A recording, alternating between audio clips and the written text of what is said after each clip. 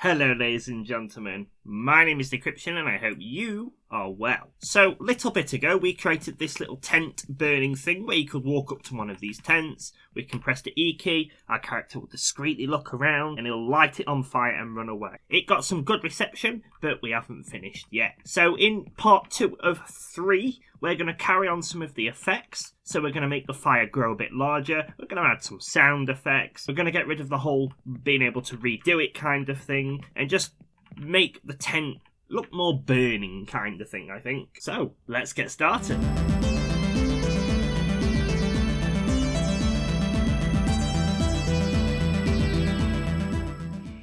So, first thing I'm going to jump straight in with and fix is I'm going to make it so you can't repeatedly keep burning the tent. You should only be able to burn it once. You could easily add an effect in where the enemy can run up, they can get rid of the burning, but we'll just take a flag off of it so you can re-burn it at that point. So I'm going to come and open up my BP burning interaction, which is the parent, and the burning interaction tent. The reason we've got it as a parent is because that means we can burn other things, not just this tent here. We can burn barrels, we can burn homes, we can burn, I don't know, anything. So what I'm going to do on the burning interaction is add a boolean flag of is burning.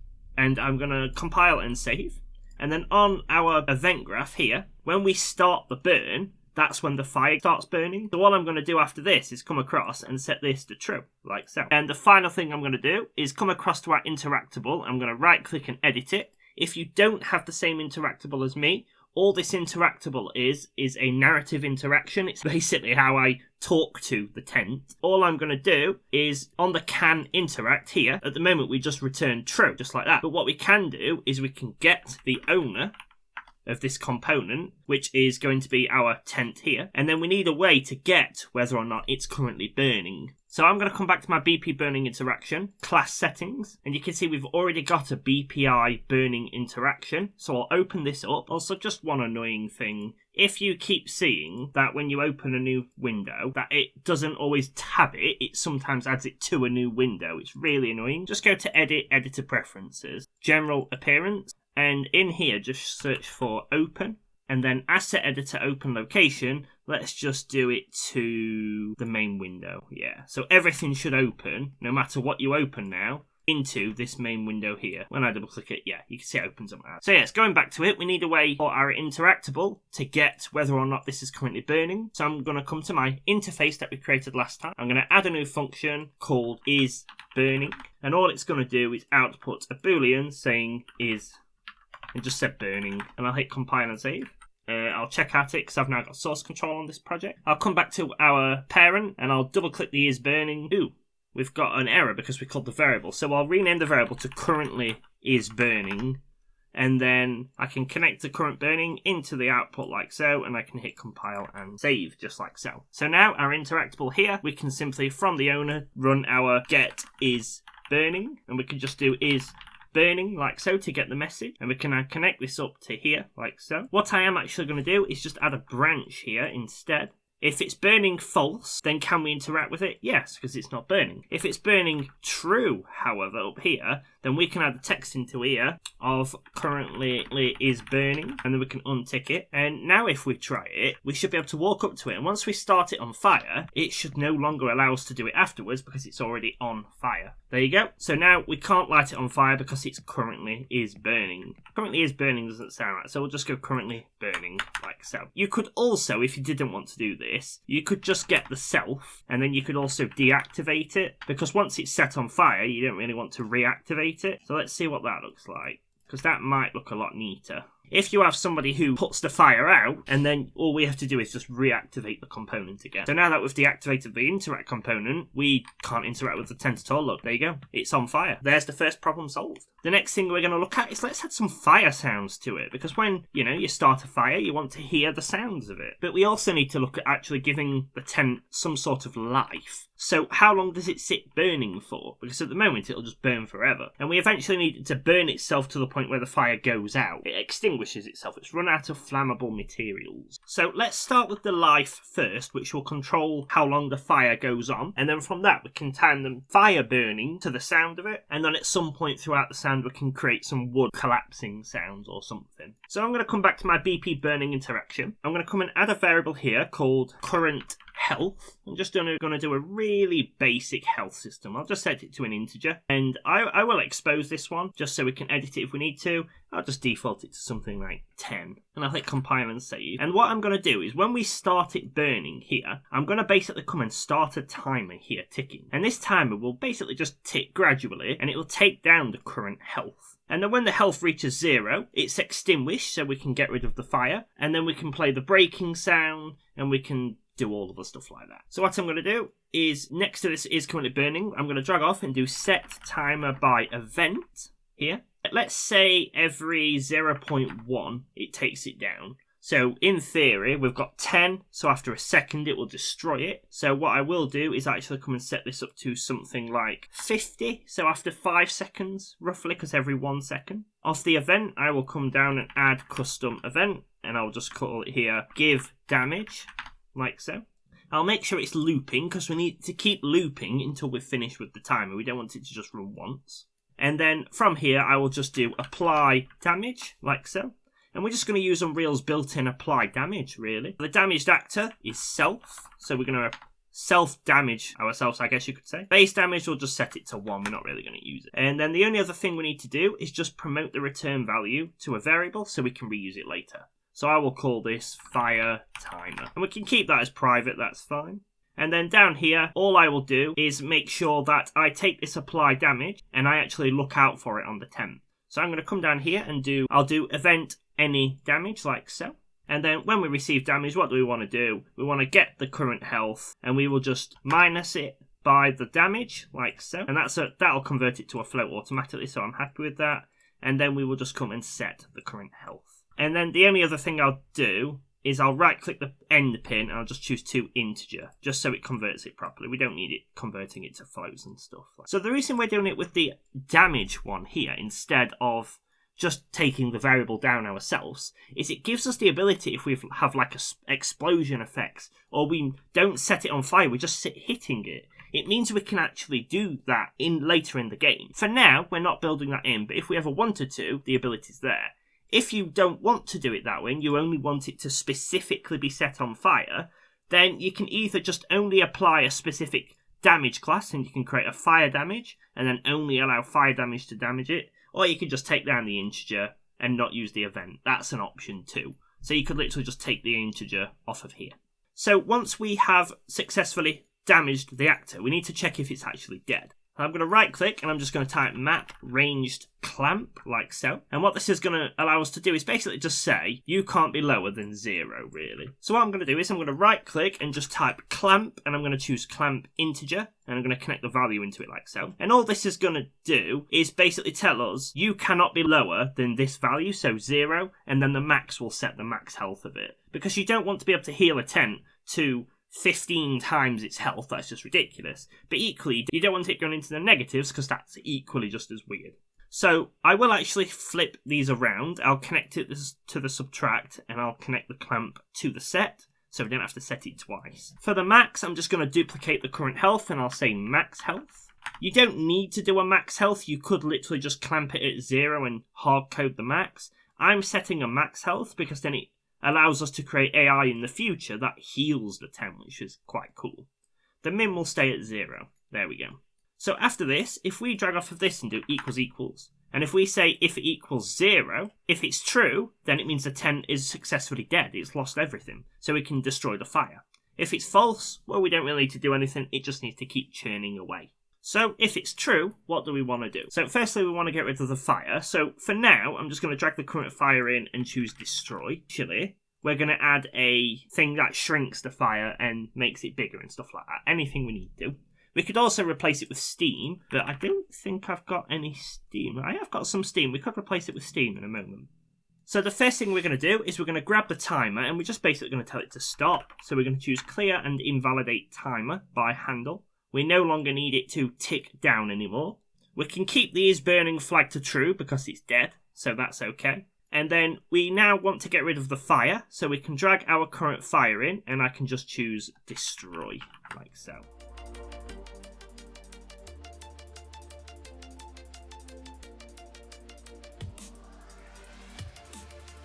So if we test it now, we should successfully be able to light the tent on fire. We should be able to wait for roughly 5 seconds, and it should light the tent on fire, and then the fire should dissipate. So if we try it now, it's starting the fire. The fire has spawned, so the health is ticking down. As you can see, it's going quite rapidly, and then shortly it will go pop. There you go. So that was relatively quick. That was a very quick 5 seconds, but I think the animation took up most of our time. But we definitely can't interact with it again, which is nice. So let's go and add some sounds to it now.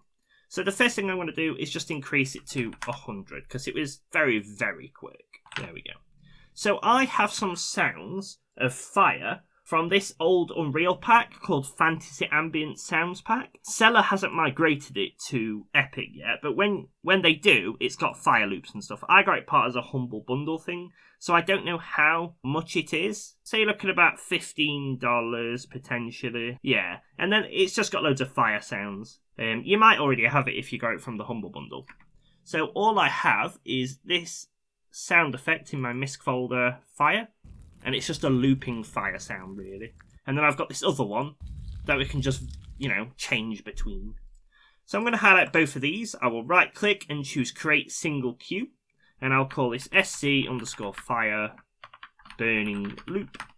And now, the reason we've created it as a single queue is it will randomize which one we play every time we play it. So you can see it's randomizing between them, which is cool. Another thing I'm going to do is I'm going to click the output, and I'm going to come and override the attenuation here. And I will come and I'll just leave it at default. And the reason we're doing that is it's, in theory, should make it 3D sound. So if we walk to the other end of the map, we won't be able to hear it anymore. We'll have to be up close to hear it. We might have to tweak with those settings, but we can get that to work. And now that we've got that, let's start the sound. So after we start here, we need to play the audio, but we need to be able to stop the audio as well. So I'm going to come back to my viewport, and inside my components, I'm going to add an audio component here, and you can see it's automatically selected the right one. So I'll just click that and allow it, and I'll just rename it to Burning Sound. I will come and untick Auto Activate, because we don't want it to start as soon as the tents spawn. And then I will also jump into the sound and make sure I've got looping ticked. I'll select both of my sounds and make sure I've got looping ticked because we want it to continuously do it. We don't want it to just play it once. And then back on our event graph of our parent, I can now drag the burning sound in, and I can just come and type play and connect it to it. And then down here, once we've destroyed the fire, we can actually drag the burning sound in, and we can also choose stop. If you've got a better audio engineer, or you know more about audio, like Fmod or something like that, Wise, you could probably add some effects to make it fade out and stuff. But I am not an audio engineer. So now if I run up, we should hear the sound when it starts the fire. There's it burning, we can hear it, which is pretty cool. You can see as I turn away from it, if you've got headphones on, you'll be able to hear it go around. As I step away, the fire burnt the tent basically, so we missed out. But if I run up and do it again and then run far away, we should hear it fade away. We shouldn't hear the sound anymore. So it's playing the number 2 this time because that's a little bit louder. So you can see it's still burning, but we can barely hear it anymore. So that's much better. So the only other thing I want to do is once it's burnt, because it's all gone, I want it to do a collapsing sound. So I also have these wooden breaking sounds that I used very, very early on. And it's just these sounds, that's all it is. And it's the same thing, it's a random one, but it's not on a loop. I cannot tell you where I got them from. I've just downloaded them from Humble Bundle years ago. But now what we can do is after we stop the burning sound, we can just drag off and we can do play sound at location, like that. The sound I will pass in our wooden break, and the location I will just do get actor location and plug it in. So what this is going to do is only play the wooden breaking sound. So let's try it again. If I run up and light it on fire, as the tent burns, right at the end of it, it should collapse in wood, and that's where you can replace your mesh if you've got one. I haven't actually got a broken one, but I have got a plan for the material in a moment. So you can see it's going, and when it breaks, there. So yeah, it does work. I reckon we could delay it a little bit, and I think if you got better sounds, it would sound better. I don't have any tent breaking, burning sounds. But maybe that's something we'll look at in the future to add something better to it. But for now, it works basically. The next thing I want to do is I want to make the tent actually look like it's burnt. So we could come in and we could just shrink the mesh, like that. Maybe we do something like that to make it look like it's burnt. But I also want to darken the mesh. So what you'll see is we have a material assigned to it here, and everything you have will have a material assigned to it. And if I just come in and press the V key and click to add a vector, and we'll call it burnt colour, if we just connect this directly to the base colour like that, you'll see it'll go black, like so. If I apply it, you'll see the tent is now black, which looks charred and burnt. So I think that'll be a really cool effect to add. So what I'm going to do is, instead of connecting the burnt colour like that, I'm going to drag the texture sample and I'm going to add a lerp node, like so. I'm going to connect the burnt colour to the B, and I'm going to connect this to the base colour, like so. So now basically, as we change this alpha, as if we go 1, it'll go black. If we go 0, it'll go completely normal.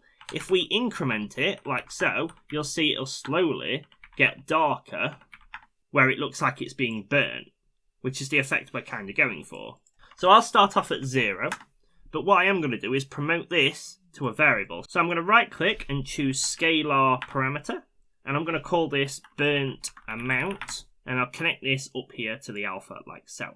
I can now apply and I can save, and then I'm going to press Ctrl or Command B to come to this material, and I'm actually going to right click and choose create material instance, polygon, and I'm just going to rename this at the beginning to MI, and at the end I'll remove the inst, and then this gives us a material instance we can now edit in our game really easily. So I will come back to the tent, I will apply our new instance material to it, like so, so MI, compile and save. And then now, every time we update the health, we need a way to actually update this material instance and darken colour. So I'm going to come to the child, which actually has the mesh on it, and I'm going to add another any damage event here. But I'm going to right click it and choose add call to parent. And what this is going to do, once we plug everything in literally just directly across, like so, is it's going to say, when this child receives damage, go and run everything the parent needs to run there, which is like normal. But then afterwards, what we can do is get the new calculated health, and then we can calculate how alpha-ly dark it needs to be. So how burnt it needs to be. So what I'm going to do is I'm going to right click and do get current health, like so. And then right next to it, I'm going to right click and do map ranged clamped, like so. And what this is going to allow us to do, if we connect it in like so, it has to convert it to a float, is it's going to say what's our in and out range. So our range A is 0, our in range B will be our max health. So that's the min and the max of it, like so. But now, what's our out range? So it's going to do all the maths for us. So an alpha is between 0 and 1. That's it. So as it comes in, it's going to get the current health, which is 50. It'll say you have to be between 0 and 50 in this case, or 100, I can't remember what we turned it to. And then it's going to do all the division we need between 0 and 1, so we just get a value between 0 and 1, represented by the current value. If we've got a max health of 100, and we're currently on 50, between 0 and 1, that's 0.5, it's 50%. And that's all the maths it does for you, it's really nice. And then from here, we can now go and set the parameter on the material. So how do we actually update a material's parameter? So we don't want to find a way to update the actual instance, because otherwise when we update the single instance of it, every single thing using that material instance will all be updated. And we don't want to do that. So instead what we're going to do is back on our child here, we're going to go to the construction script, and as soon as we deploy this temp, we're going to tell it, use this material instance, but create your own instance of the material instance, your own version of it that we can edit specifically. And it's super easy to do. We're just going to drag the static mesh in, and we're going to do create dynamic material instance, like so. The element index is the material that we want, so we've only got one material, so I'm just going to use 0. The source material we want to use is our Polygon Fantasy one. That's my tense material instance. And then I'm going to promote this to a variable called material instance, and I'll just leave it there like that. You won't notice any difference in the game, it will all work the same. However, what it means now on the event graph is we can come in, we can drag our new material instance in, and we can do set scalar parameter by value, like so. So the value is our integer here. That's the one we've pre-calculated. And the parameter name is whatever name we've assigned to the material instance. So you'll see it is burnt amount there. There we go. And if we compile and save, you'll see now, hopefully, as it takes damage, it should start darkening the mesh until it reaches 0 health and it'll be fully black. Or it might go the other way. I think we've missed something. Yeah. So you can see it's getting lighter as it gains more health. So we need to flip something around, but you can see it will keep getting lighter till it reaches its normal point, and then it'll break. So, back on our child, we just need to flip this around. So we'll say 1 and 0. We'll just flip the range out. So when the max health is 100, the burning will be 0, because B and B. But when we reach 0, it will be burning of 1. So if we try it now, you can see as we burn it, it will slowly start getting darker and darker until it reaches completely black and then it crumbles. You can see it's now burning. You can make it longer with the effect. Mine's 10 seconds. You can see it's burning nicely and then eventually it'll go completely black. If you've got any charred materials, you can lerp between those instead. But yes, we now have a burnt tent. So the only other thing I'm going to do is let's just squish the mesh down a little because I think that'll be quite nice to have. So what I'm going to do, because if we can't add it here because we want the mesh squish to only happen when it collapses at the end. But equally on the parent, we don't have access to the mesh because it's not ready yet. So I'm going to create a new event down here called dead. And you might be wondering why we're doing it this way. And it's because now on the child, just like we did on the any damage, we can come and override that function. So if I come and add an event for dead, like so, we can right click it and choose add call to parent function again. So it's going to come and run everything it needs to, do the breaking function, but then we can come and physically set the scale of the mesh. We will do set relative scale 3D, and then let's see. So what's the scale of the tent currently? So it's currently 111. If we shrink it to what I want, like that, it's basically 110.5. So I can come in 110.5. Of course, if you have other meshes that you want to handle this way, feel free to turn this into a variable. For my 10, I think it'll probably be fine. So you'll see, if we try it now, I should be able to walk up. We can stealthily start the fire.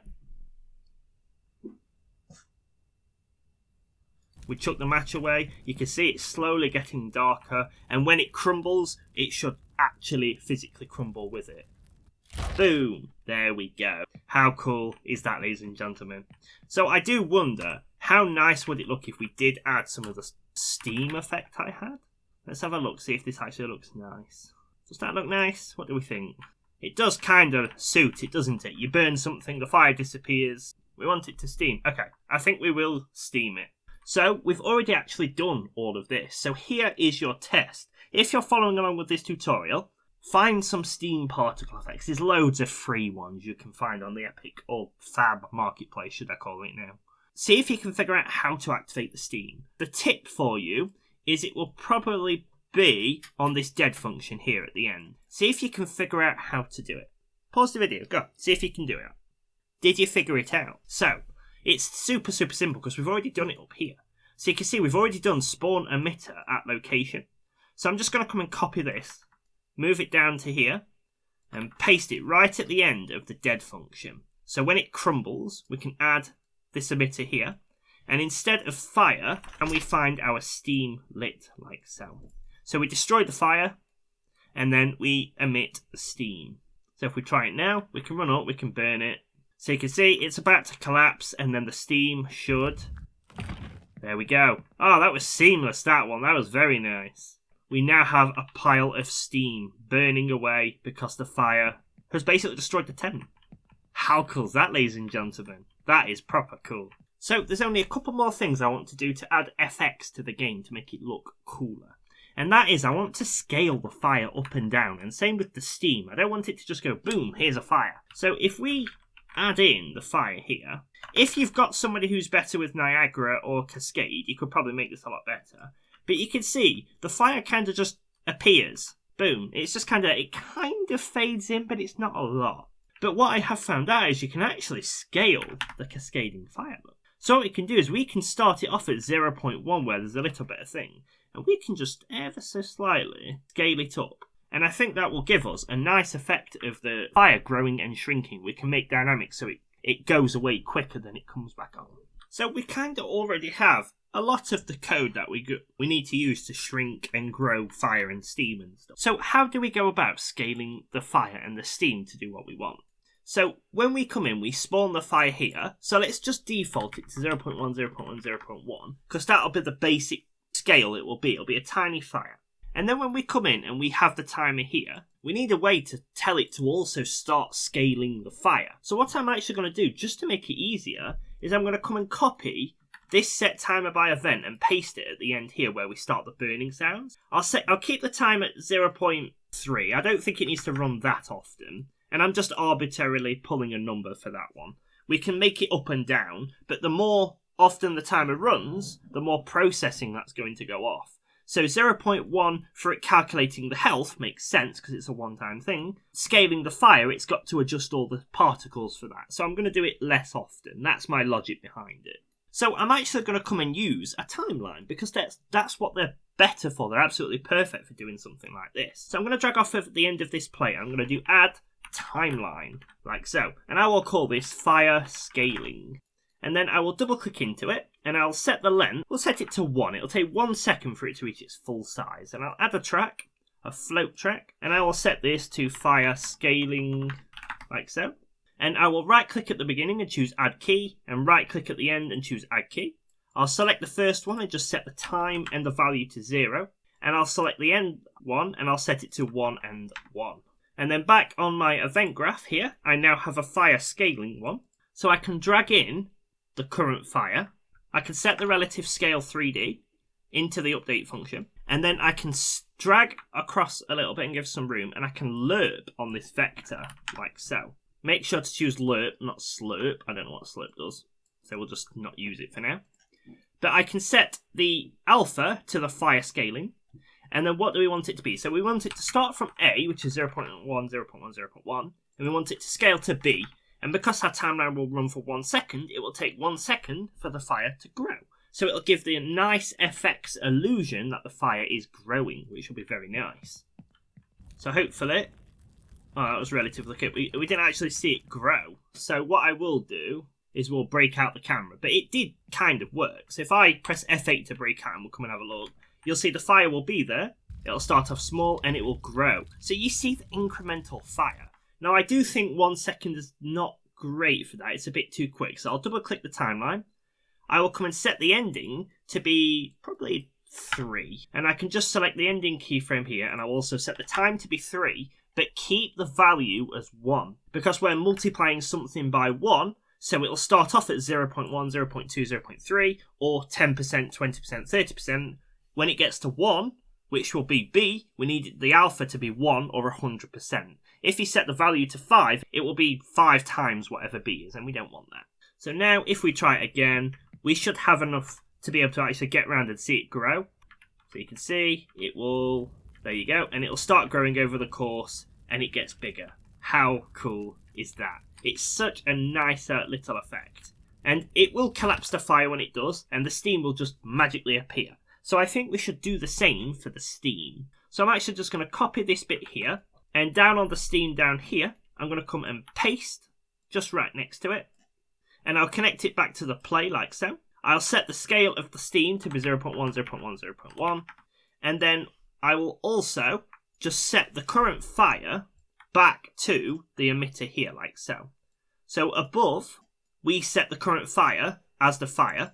And then below, we're just deleting the fire now, and then we're setting it to the steam. So I am actually going to rename the current fire to current FX instead.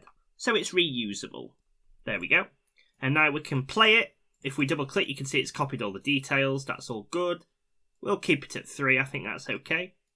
And then we come in, we scale it from 0.1 to 1, and then that's it. Pretty much, it'll just sit there steaming.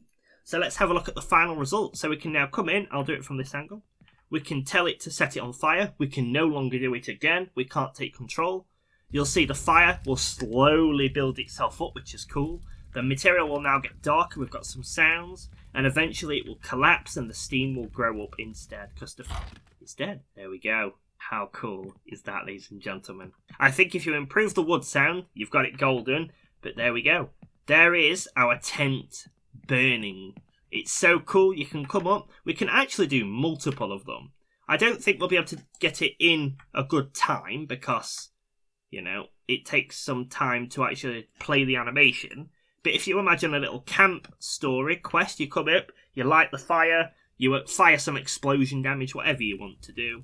We light that fire, that's starting to go. We light this fire, this one's starting to go. And you'll see it collapse as we're doing this one. Boom. You know, we do some kung fu, wire, punch some bad guys. We come down here, we light this one as well. The objectives are popping up. Quest 1 done, Quest 2, Tent 2 done. And then finally, the last tent will burn.